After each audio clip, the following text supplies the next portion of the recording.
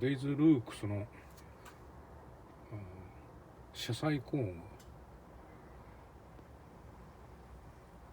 タイヤレンチとか、パンク修理キットで、こんなものも入ってました。これはシガーライターソケットにつないで電動でタイヤの空気圧をね入れる道具ですね。こんなのついてるの初めて見ましたね。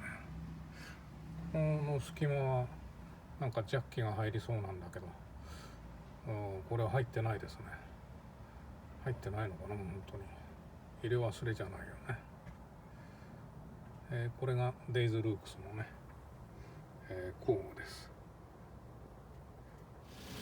スタッドレスタイヤからノーマルタイヤに変えてエアの調整をしています。エアをコンプレッサーをするのでね、これでやってます。最近やたらと水物を積むことが多いんで、少し多めに入れときます。これでスイッチオン。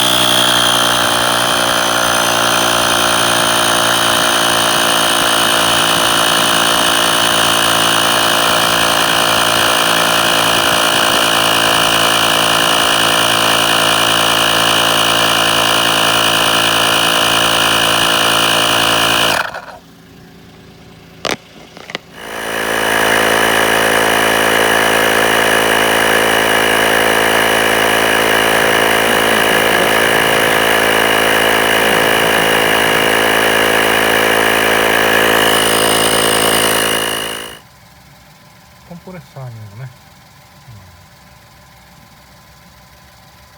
空気圧計がついてますが、一応これで入れて若干多めに入れた後微調整をしながら、このエアゲージでね、調整します。前が260、後ろが300ということでね、今回入れておきました。これで走った感じでどんな感じかね、また調整したりしていきます。以上。